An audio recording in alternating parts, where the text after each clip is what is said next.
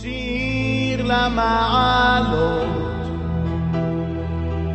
אשא עיניי אל ההרים, מאין יבוא עזרי.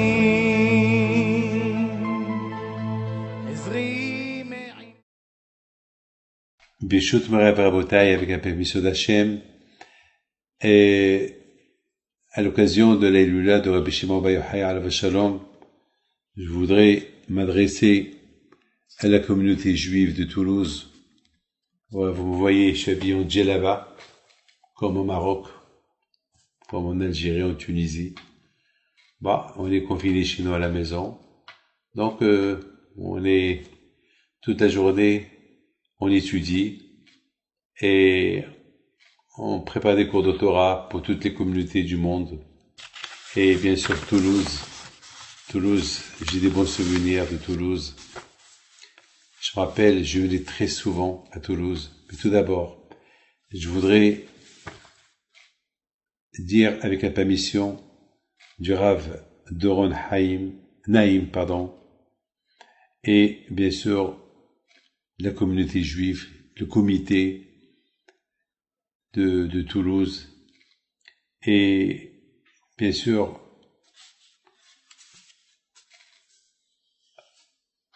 jamais on n'oubliera les bons moments qu'on a passés à Toulouse chez la famille Benamon, Armand Benamon, Raf alav shalom, et Yvadel Himdou Shalom, Raf Amram Castiel, et jamais j'oublierai aussi les moments de drame, l'attentat de Toulouse. Ça, c'est des moments inoubliables que jamais je pourrais oublier. On a eu des bons moments à Toulouse, et ce moment malheureux qui est arrivé, ces photos qu'on peut pas décrire, on peut pas les oublier, trop choquantes, ce qui s'est passé à Otsara Torah. Mais Baruch Hashem, la Torah, elle continue. Baruch Hashem. Le peuple juif a traversé beaucoup d'échouas dans sa vie et il a surmonté tous les obstacles. Comme on dit à Pessah, Hi she'amda labotenu velanu, shelo ehad bilbad amad alenu lechalutenu, ella shebchodovado amdim alenu lechalutenu, ve'akadosh baruch hu matzilu miyadam. Toutes les générations, on a eu des ennemis qui ont voulu nous exterminer, qui ont voulu éteindre la flamme juive. La Shoah, il n'y a pas longtemps, et jusqu'à maintenant, il y a des ennemis. Nous, on n'a pas d'ennemis, mais c'est eux qui veulent rayer Israël de la carte. Et Bakosh Baruch Hu, il nous protège. Mes amis, on est en plein fête de l'Aïloula de Rabbi Shimon Bar Yochai. C'est le plus grand réconfort qu'on peut avoir. Rabbi Shimon Bar Yochai. Et je m'adresse à toutes les communautés, puisque toutes les communautés de Toulouse sont réunies ce soir pour, bien sûr, pour honorer le tzaddik. Alors n'oubliez pas une chose, c'était qui Rabbi Shimon Bar Yochai qu'on vénère tant? Vous savez que Rabbi Shimon Bar Yochai, il avait le pouvoir d'acquitter le monde entier. Il a le pouvoir. Ça veut dire qu'il peut rendre le monde Zakai. Pas coupable, mais comme un non-lieu. Ils n'ont rien fait. Il peut. Il a le pouvoir, il a la force. Alors la question se pose, alors pourquoi il le fait pas? Pourquoi il le fait pas? Il a la possibilité, lui, son fils, d'amener Mashiach, de rendre le monde entier, lui donner un mérite, pour que Mashiach, il peut venir. Alors, très bien. Alors, Rabbi Shimon, pourquoi tu le fais pas? Fais-le. Mais la réponse, elle est, lui, il veut. Est-ce que nous, on veut? C'est ça la question. Lui, il veut, mais est-ce que nous, on veut? Vous savez, mes amis, Une fois, Rabbi Shimon Bar Yochai, il était assis à la yeshiva avec ses élèves. Ils étaient en train d'étudier la Torah. Et un de ses élèves, qu'il a quitté la yeshiva, et il est rentré dans le business d'avant, il a réussi, devenu riche, jusqu'à qu'il avait un chariot décoré en or. Il se peut qu'il faisait du business avec les Romains de l'époque. Il s'est enrichi. Il vient à la yeshiva. Il vient pour apporter une donation à la yeshiva de Rabbi Shimon Bar Yochai. Et voilà Rabbi Shimon Bar Yochai alav shalom. Il voit son élève. La première question qu'il pose, est-ce que tu étudies encore la Torah? Il lui dit, bien sûr, j'étudie la Torah. Mais la plupart de mon temps, je fais du business. Je fais de l'immobilier, je vends des diamants, je fais du business. Et voilà, j'ai pas oublié tous les enseignements que vous nous avez enseignés. Voilà, je vous apporte une donation. Et il est parti. Les élèves de Rabbi Shimon Bar Yochai, au cours de la journée, ils se réunissent autour du Rav. Ils vont lui dire, Rabbi, est-ce qu'on n'a pas le droit d'avoir un peu d'argent pour vivre? On est des pauvres, on n'a rien du tout. Et Rabbi Shimon Bar Yochai alav shalom, il leur dit, il n'y a pas de problème, mais vous m'avez jamais demandé. Alors ils lui ont dit, regarde ce monsieur qui est venu. Et il est venu 100%, c'est grâce à ta bracha qu'il a réussi, parce que tu l'as béni. Il est venu dans un chariot décoré avec des fils d'or. Regarde le don qu'il t'a donné. C'est un gros don qu'il t'a donné. Je sais que tu vas pas le prendre pour toi, tu vas le distribuer. Nous aussi, on voudrait un peu d'argent, pas comme lui, mais au moins un peu. Il leur a dit, pas de problème. Demain, apportez tous les sacs que vous avez à la maison. Et là où vous pouvez aider des draps, on va aller à tel et tel endroit, et là-bas, je vous donnerai ce que vous voulez. Ah bon? Ils n'ont rien compris. Tout ce que je peux vous dire, c'est que le lendemain, ils sont tous partis à l'endroit que Rabbi Shimon Bar Yochai leur a dit. Il était là-bas. Il les attendait. Vous imaginez, mes amis? Chacun il est venu, je sais pas combien ils étaient, mais chacun il est venu avec des draps, des sacs. Là où ils pouvaient stocker, je sais pas quoi. Ils savent pas qu'est-ce qu'il va leur donner. Donc ils ont apporté avec eux des gros sacs, tout ce qu'ils pouvaient avoir, des chariots, tout. Et à un moment donné, Rabbi Shimon Bar Yochai alav shalom, il dit, Hachem, ça c'est mes élèves. Ils étudient la Torah chez moi. Ils veulent être riches. Alors Hachem, tu leur donnes. Donne-leur ce qu'ils veulent. Alors Rabbi Shimon Bar Yochai dit, il a commencé à parler à la nature. Il y avait là-bas, c'était le désert, des pierres, du sable. Il a dit, transformez-vous en diamants, en or, en argent, pour mes élèves. Et toute la vallée, toute cette vallée-là, est devenue un trésor.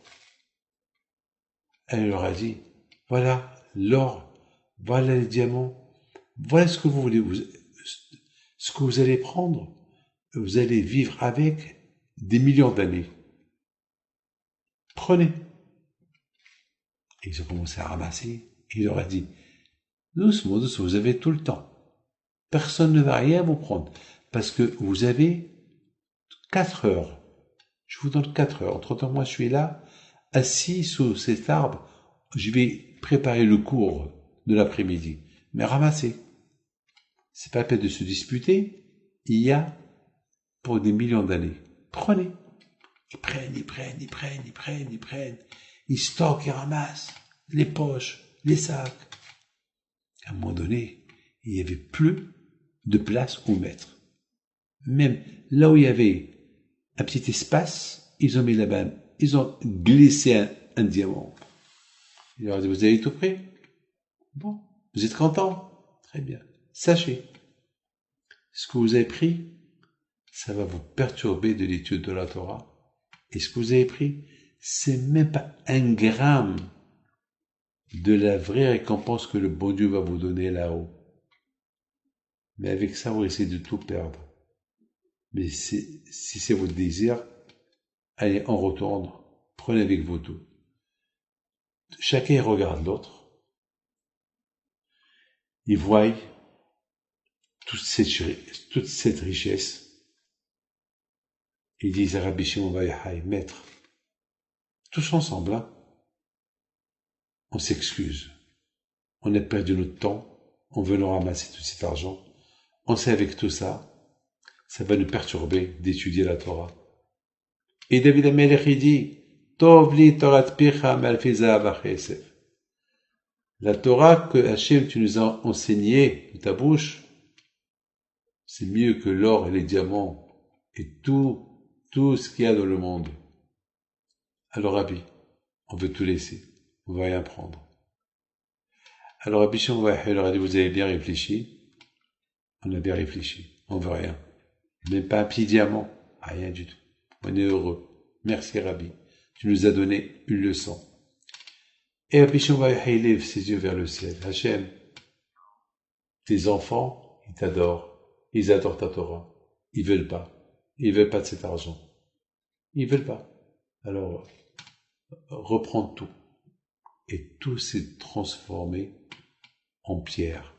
Et chacun a pris son sac vide. Et chacun a pris ce sac vide en souvenir de la richesse qu'ils avaient et qu'ils ont tout laissé, tout abandonné. Ça, c'était Rabbi Shimon Bar Yochai.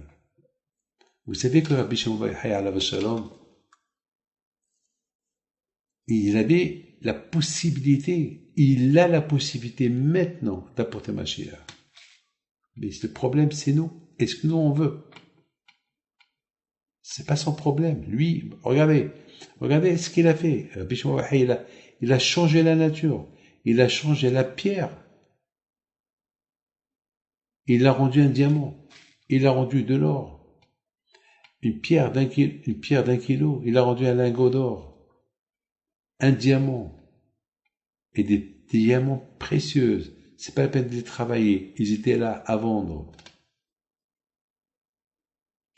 Alors, s'il peut faire ça, il peut apporter Mashiach. Mais est-ce que nous on veut? Vous savez, mes amis, 2 fois dans ma vie, je suis parti à la Hiloula de Rabbi Shimon Bar Yochai, à l'Akbar Omer. Je vais très souvent à Rabbi Shimon Bar Yochai, mais à l'Akbar Omer. Il y a 2 ans et l'année dernière. J'ai pas de mots. Je suis tombé amoureux de ce tzaddik. Il n'y a pas de mots. Il n'y a pas de mots. Il n'y a pas de mots. On sent le Beth Amikdash. On sent la Shekhinah. On sent Hachem. Il y a des livres qui disent que à Miron, le jour de la Hiloula, Rabbi Shimon Bar Yochai, il est présent. Il regarde tout le monde. Il est là. Eux, ils viennent pèleriner. Eux, ils viennent vider leur vide. Les gens viennent pèleriner. Et lui, il est là. Il regarde.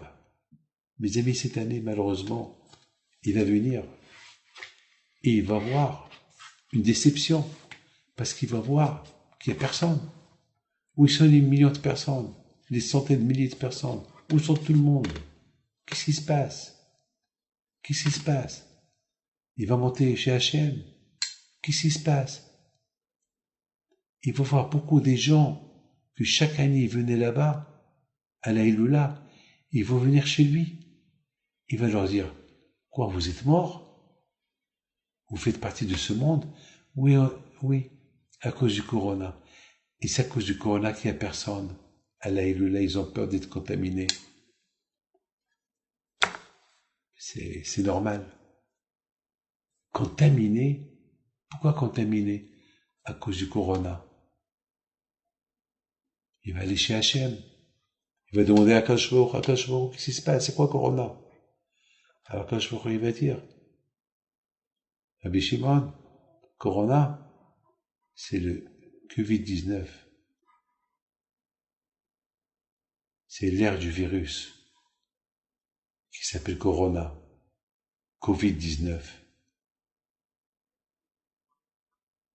Et on peut rien faire pour l'éliminer, oui, bien sûr, bien sûr. Couronne contre couronne. Je veux ma couronne. Hachem va dire à Rabbi Shimon, je veux mon royaume. Je veux qu'on m'accepte. Alors Rabbi Shimon va dire, Hachem, mais tout le monde t'adore, mais tout le monde t'aime. Et Rabbi Shimon il sait comment parler à Hachem. Il sait comment le séduire. Quand il sait comment apporter Mashiach. Et si Dieu veut, ce corona, il va disparaître. C'est pas bizarre que lorsqu'en France, ils ont commencé à parler de commencer à faire des ouvertures, c'est à partir du 11 mai. Et le 11 mai, c'est l'Aïloula de Rabbi Shimon Bar Yochai. On dirait que Hachem, il a mis ça dans la bouche des dirigeants français. Le 11 mai. Et c'est la date de l'Aïloula de Rabbi Shimon Bar Yochai.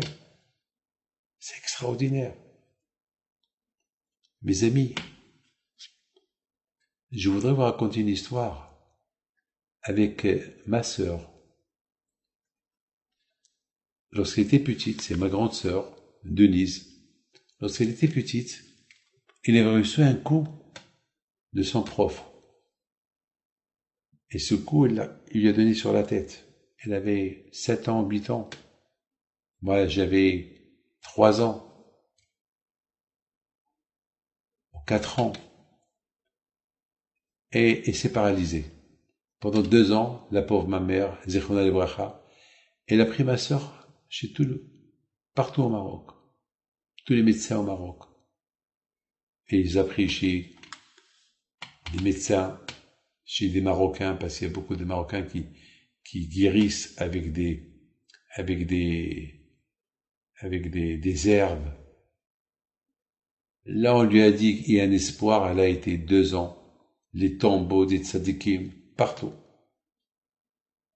Rien ne marche.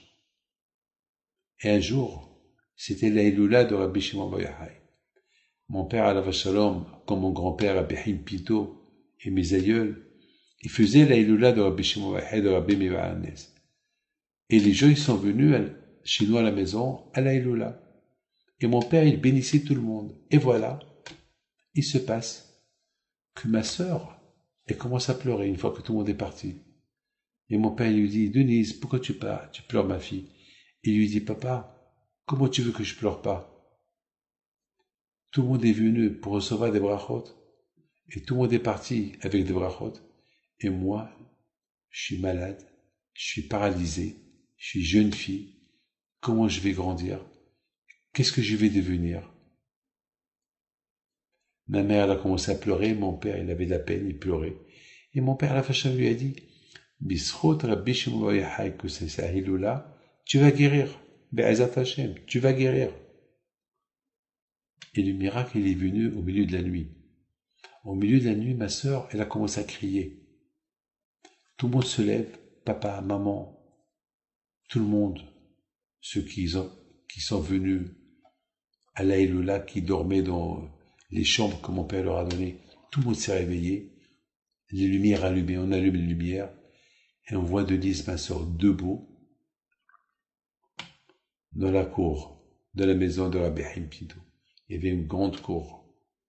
Mon père lui dit, Denise, il a eu peur, il la voit debout, alors il était paralysé. Il lui dit, papa, c'est moi. Mais tu es debout? Oui, papa. J'ai senti quelqu'un qui me disait, lève-toi. Il me tirait, lève-toi. Et je disais, je peux pas marcher. Tu peux marcher, lève-toi, marche. J'ai écouté, voilà papa, je marche. Et mon père, alav shalom, il regarde ma mère. Il dit ça, c'est le kouah de Rabbi Shimon Bar Yochai. Ouais. Le tzaddik Rabbi Shimon Bar Yochai. Ça, c'est le kouah. Et ce soir, mes amis, on est tous réunis autour de ce tzaddik-là. Et à Toulouse, là où il y a eu ce drame à Toulouse. Malheureusement. C'est quoi le message de ce drame? Le message de ce drame, c'est se rapprocher vers Hachem. C'est un drame qui ne devait pas avoir lieu, mais malheureusement, c'est le prix d'être juif. On est persécuté. C'est malheureux à dire, mais c'est ça. Est-ce que ces enfants, ils sont des politiciens? Est-ce qu'ils font de la politique? C'est des enfants, les pauvres, innocents. Les pauvres, des tzadikim. Mais il y a des choses qu'on ne peut pas comprendre. On a besoin de Mashiach, vous avez compris? On a besoin que Hachem nous réunisse tous avec Mashiach. On a besoin de ça. Vous savez, mes amis, avant que Hachem il a créé le monde, il a créé le monde avec une condition. Si les Juifs ils acceptent la Torah, le monde il résistera. Si les peuples juifs ne reçoivent pas la Torah, le monde il n'a pas de raison pour rester existant, pour qu'il existe. Et lorsque Hachem il a proposé la Torah quelques milliers d'années plus tard, après qu'ils sont sortis de l'Égypte, est-ce que vous voulez recevoir la Torah? La première chose qu'ils ont dit, Naaseh v'nishma. On fait et on écoute. En général, on écoute, après on fait. On fait et on écoute. Ça veut dire qu'ils étaient prêts déjà à faire. Donne-nous la Torah. Donne. En général, une affaire que vous voulez, on vous propose une affaire, vous voyez l'affaire. Si elle est rentable ou pas. Si elle n'est pas rentable, vous l'achetez pas. Là aussi, ils auraient dû dire à Hachem, on veut écouter, qu'est-ce que tu veux nous donner? Et eux, ils ont dit non. Non. On fait après on écoute. Maintenant, je vous pose une question. Mais comment ils sont arrivés à dire, on accepte la Torah, et après on l'écoute? Mais, juifs, vous êtes déjà intelligents quand même. On n'est plus en Égypte. Ça y est.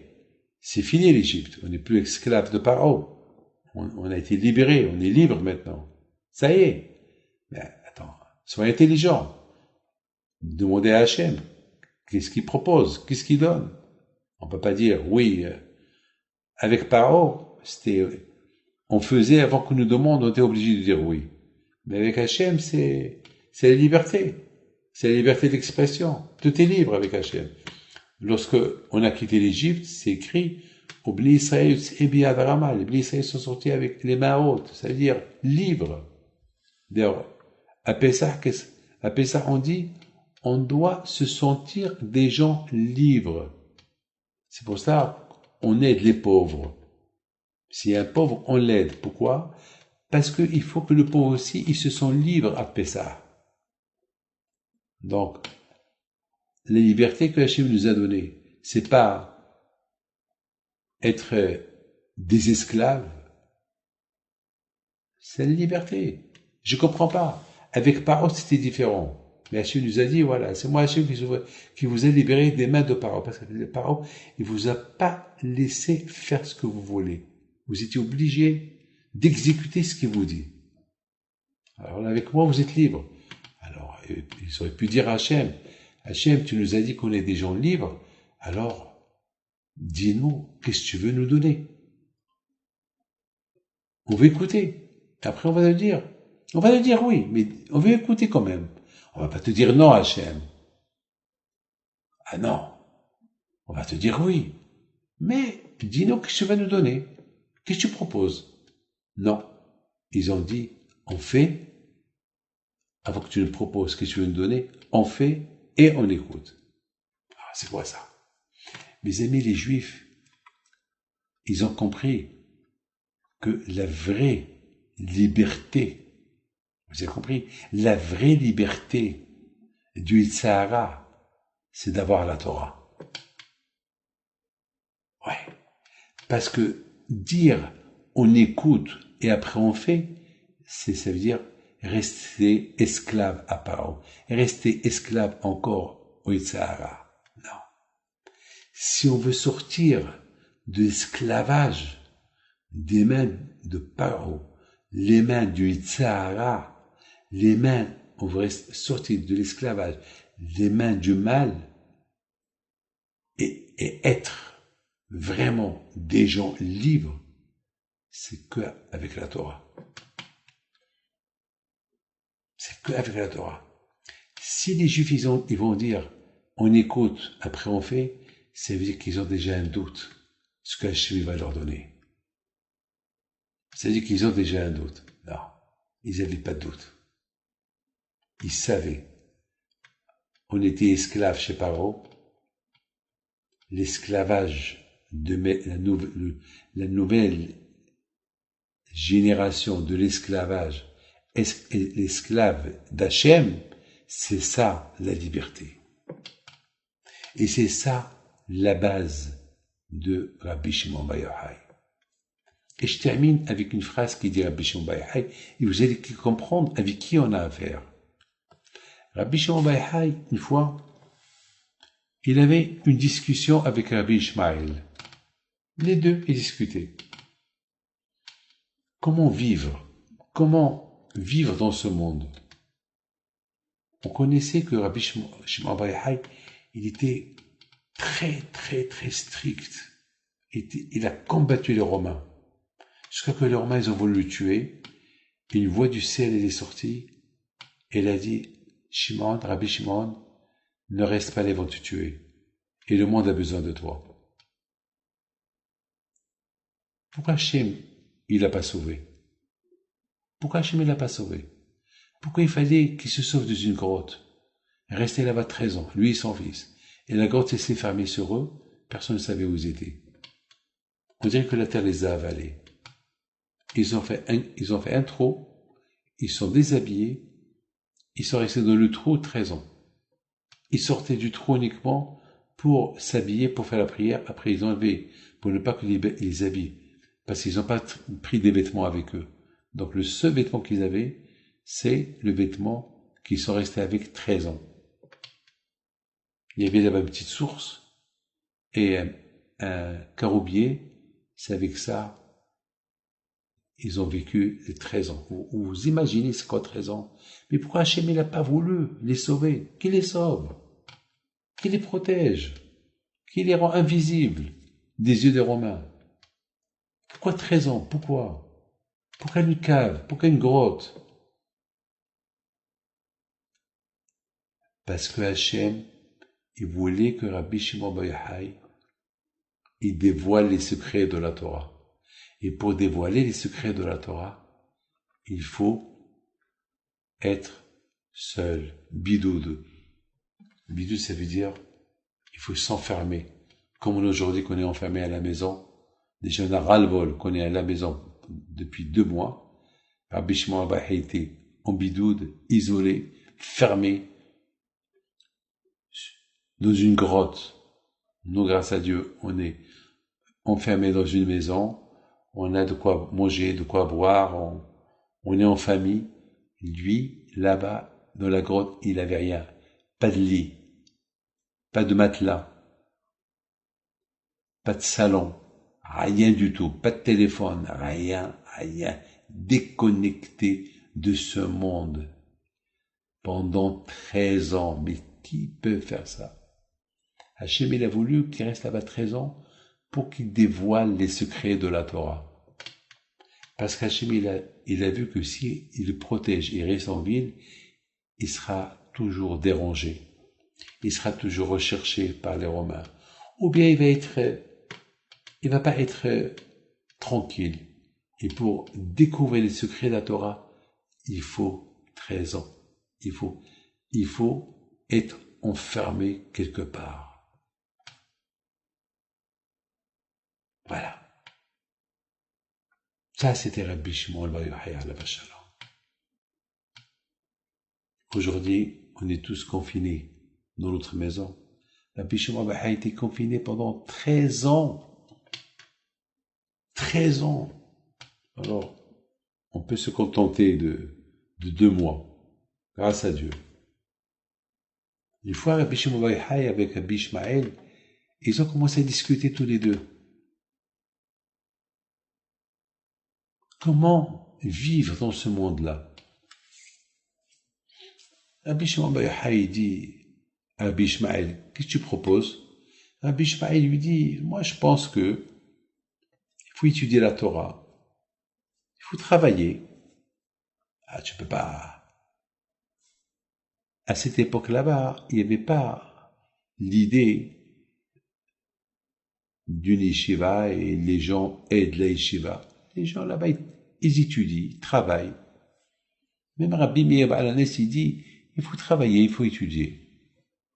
Mais si tu as quelqu'un qui peut te prendre en charge pour étudier la Torah, fais-le. Sinon, travaille et étudie. Mais ne reste pas sans travailler et ne reste pas sans étudier. Il faut faire quelque chose. Mais tu peux pas étudier la Torah si tu n'as pas de quoi vivre. Alors là tu vas être un poids lourd sur tout le monde. Mais s'il y a quelqu'un qui te propose qu'aujourd'hui, grâce à Dieu, il y a des kolilim aujourd'hui, grâce à Dieu, on voit des gens qui étudient la Torah toute la journée parce qu'il y a des gens qui les aident. Bon, comme moi. Moi, j'ai 250 avrichim, 250 étudiants, tous mariés, qui étudient la Torah du matin au soir. Et c'est moi qui paye. C'est pas moi qui paye, c'est les gens qui me donnent et je les paye. Et je reçois une bourse du gouvernement pour eux. Donc, grâce à Dieu, tout va bien. Mais à l'époque, il n'y avait pas ça. Alors, Rabbi Ishmael dit, il faut étudier, il faut travailler. Et voilà, Rabbi Shimon Bar Yochai dit non. Tu étudies la Torah du matin au soir. Alors, Rabbi Ishmael dit, avec quoi il va vivre? Ils vont vivre. Eh ben, les malachim, les anges, ils vont travailler pour eux. Comment Hachem, il va apporter. Alors, Rabbi Ishmael lui dit, Rabbi Shimon, toi, tu es Rabbi Shimon. Tu es resté 13 ans dans une grotte et du ciel, on t'a tout donné. Mais c'est pas tout le monde qui est comme toi. Et Rabbi Shimon Bar Yochai dit, non, il faut essayer. Alors, il y a eu des gens qui ont essayé de faire comme Rabbi Shimon Bar Yochai, mais ils n'ont pas réussi. Il y a des gens qui ont essayé de faire comme qu'il a dit Rabbi Ishmael, ils ont réussi. Ça veut dire que Rabbi Shimon Bar Yochai, il avait un chemin derrière. Il avait une ligne tellement droite avec le bon Dieu.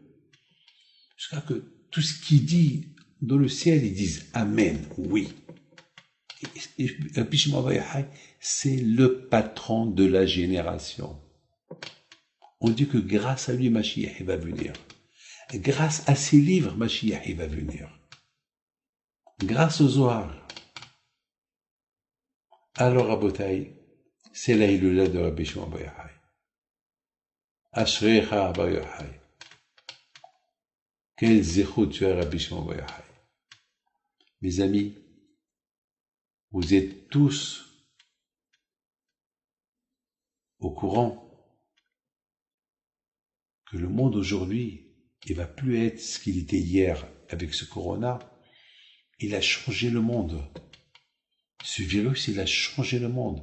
Vous savez, moi, David Pinto, j'ai oublié comment elle est la rue. Vous savez, ma maison, elle est devenue comme le monde entier. On dirait que je connais la salle à manger, mon bureau où j'étudie, mes téléphones, le lit, et la petite, et je monte et je descends, je monte et je descends. Et de ma tête, voilà mon monde. Et j'ai dit à ma femme, je me suis beaucoup habitué à ce système de vie. C'est beau d'étudier la Torah. C'est beau de prier. Le monde n'est plus, même des gens,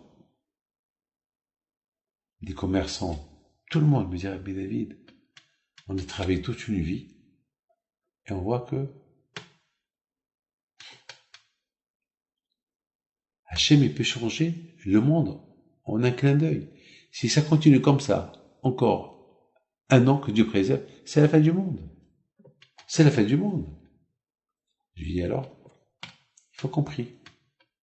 Et bien, Hazrat Hachem, avec le zéchout de Rabbi Shimon Bar Yochai, on va réussir à arrêter le corona, Be'ezat Hashem. Et on prie pour ça. Et on demande à Hashem qu'elle repart, que ce virus, il repart de la même manière qu'il est venu. N'oubliez pas vos institutions de Toulouse. N'oubliez pas la communauté, de les aider. Avec tout ce qui se passe aujourd'hui, c'est pas facile. Aujourd'hui, le monde, il est très difficile.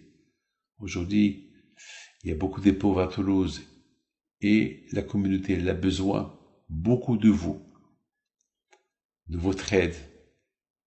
Alors que Hachem vous protège, que le mérite de Rabbi Pito soit avec vous, que le bon Dieu vous donne longue vie, Keneratson, et que vous aurez Hachem une bonne année, Keneratson, une bonne santé, un bon rétablissement. Et tous les gens qui sont malades avec ce coronavirus, que Hachem leur envoie une fois chez Lema, et ceux qui nous ont quittés à cause du coronavirus, que leur âme elle soit en paix, notamment tous ces rabbins, les pauvres qui nous ont quittés. Rav Shlomo Malka, Rav Hamou, Mesoud, et beaucoup au Maroc, en France, en Israël, aux États-Unis, en Angleterre, un peu partout malheureusement, en Israël, un peu partout, malheureusement, des rabbins et des non-rabbins, des juifs et pas des juifs. On est tous dans le même bateau. On est tous dans le même bateau. C'est comme tous dans le même bateau. Dans ce bateau de Noé, l'arche de Noé, il y avait et la famille de Noé, qui représente le monde entier, et les animaux. Et ce monde-là, il y a l'être humain et les animaux. Alors il faut prier et pour les animaux et pour l'être humain. Parce que si l'animal il est malade, il peut contaminer l'homme. Et si l'homme il est malade, il peut contaminer les animaux. Et le bon Dieu, il a créé le monde, un beau monde. Vous imaginez que même le plastique, il peut être porteur du virus, le fer, les avions, la terre, les pierres, même le kotel maravi, le mur, le kotel, c'est interdit de l'embrasser avec la bouche, de peur qu'il est contaminé, ou rendez compte, les synagogues, le monde entier est contaminé, que Dieu préserve, c'est la folie, c'est la folie. Les vêtements, le fer, tout. On a parlé, j'écoute qu'ils ont découvert le corona dans l'eau, en France, à Paris. Mais c'est la folie tout ça. Donc on a besoin que tous ensemble on prie par les écoutes de tous les tzadikim, et notamment celle de Rabbi Shimon Bar Yochai. N'oubliez pas d'aider financièrement votre communauté de Toulouse. Malheureusement, il ne peut pas solliciter pendant ces moments-là, mais il ne faut pas les oublier. Que Hachem vous protège et vous donne à vous tous la santé et la joie.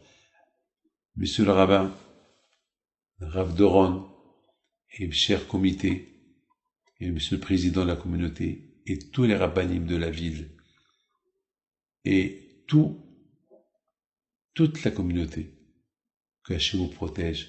Bonne fête et à bientôt. אדוני ישמור צאתך ובואך מעתה